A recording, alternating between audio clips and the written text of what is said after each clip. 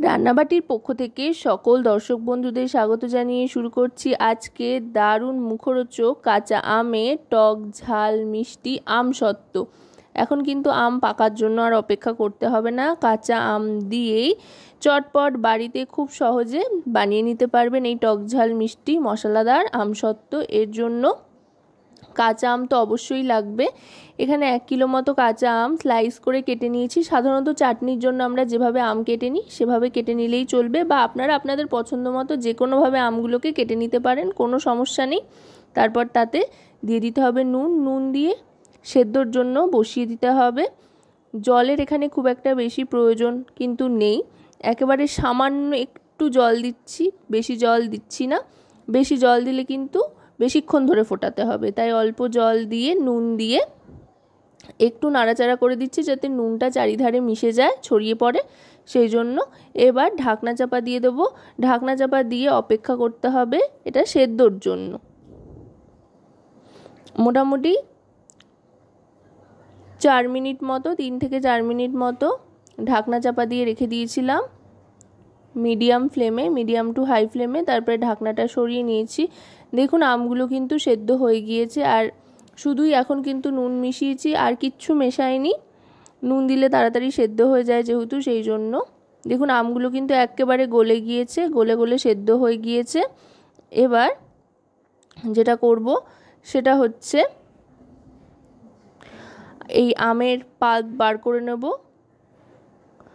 এর জন্য একটা সাদা পরিষ্কার ন্যাকড়ায় আমটা নিয়ে নিচ্ছি। আমের এই পাল্পটা নিয়ে এখান থেকে আমের কাতটা বা আমের পাল্পটা বার করে নিতে হবে সম্পূর্ণভাবে। এটা কিন্তু আমটা সেদ্ধ করতে যতক্ষণ, তারপরে খুব বেশি সময় কিন্তু লাগে না, খুব চটজলদি হয়ে যায়। আমের পাল্প বার করে নিয়ে আবার আমটাকে জালে বসাতে হবে। গ্যাসের ফ্লেমটা মিডিয়াম টু হাইতে রেখে খুন্তি নাড়াতে থাকতে হবে জাল করার জন্য। এবার দিয়ে দিচ্ছি চিনি, মোটামুটি এই বাটির 1 বাটি চিনি দিয়ে দিচ্ছি। দেখুন চিনির পরিমাণটা কিন্তু আম কতটা টক তার উপরে নির্ভর করে ব্যবহার করতে হবে, আর আপনারা কতটা মিষ্টি পছন্দ করেন তার উপরে নির্ভর করে। আমের পাল্পটা তৈরি হয়ে যাওয়ার পর একটু টেস্ট করে দেখবেন কতটা টক, তার উপরে নির্ভর করে চিনিটা দিয়ে দেবেন। তাই এখানে আমি আলাদা করে চিনির কোনো পরিমাপ কিন্তু বলছি না। চিনিটা দিয়ে দেওয়ার পর একটু জল ছাড়বে যেহেতু, তাই আরও খানিকক্ষণ জাল করে নিতে হবে। দেখুন আস্তে আস্তে কিন্তু চিনি দিয়ে জাল করতে করতে এটার রং পরিবর্তন হতে আরম্ভ করবে। চিনি ক্যারামেল হলে যেহেতু একটা লালচে রং আসে, সেই জন্য। এবার দিয়ে দিচ্ছি সামান্য একটু লঙ্কার গুঁড়ো।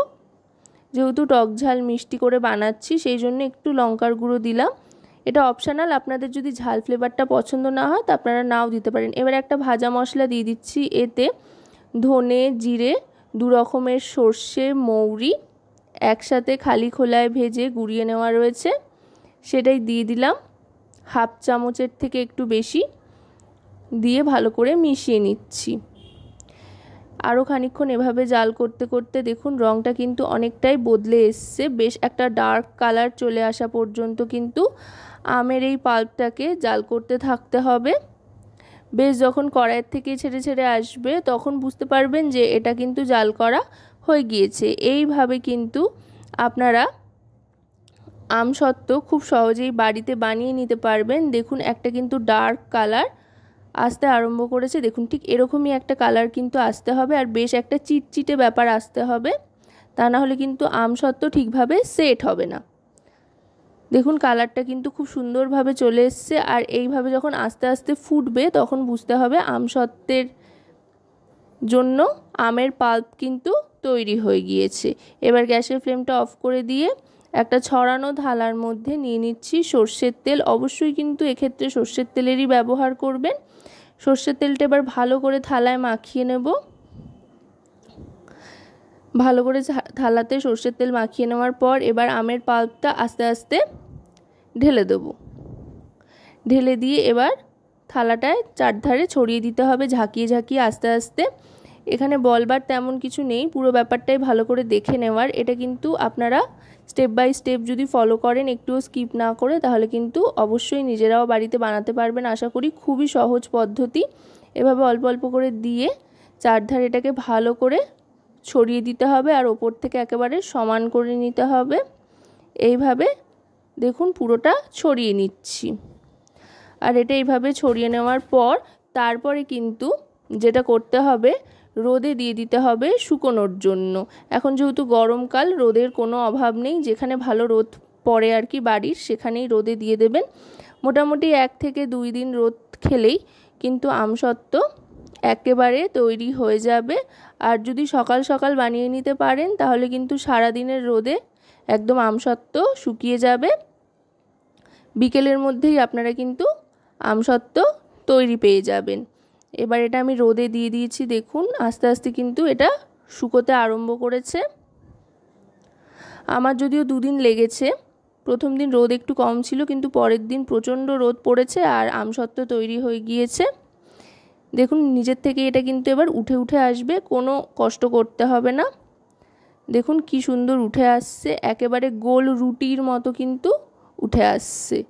আশা করব রেসিপিটি আপনাদের ভালো লাগবে। ভালো লাগলে অবশ্যই রান্নাবাটি চ্যানেলটিকে সাবস্ক্রাইব করে লাইক শেয়ার কমেন্টের মাধ্যমে আমাদের পাশে থাকবেন আর পাশে থাকা বেল আইকনটি অন করে নেবেন সবার আগে সমস্ত রকম নতুন রান্নার নোটিফিকেশান পাওয়ার জন্য। কারণ আপনাদের নিয়ে, আপনাদের জন্যই কিন্তু আমাদের চ্যানেল রান্নাবাটি। দেখুন কতটা লোভনীয় দেখতে হয়েছে আর খেতেও কিন্তু অসাধারণ লাগে। আপনারা কিন্তু এটা স্টোর করে রাখতে পারেন, অনেক দিন ধরে খেতে পারেন, কোনো অসুবিধা নেই। এয়ারটাইট কন্টেনারে রেখে দেবেন, তারপরে 1 মাস অবধিও এটাকে খেতে পারেন। যদিও এখানে পরিমাণে অনেকটাই কম হয়েছে, বাড়িতে এত সুস্বাদু জিনিস বানিয়ে রাখলে 1 মাস রাখা সম্ভব না, যদিও বা, তাও বললাম চাইলে আপনারা রাখতে পারেন।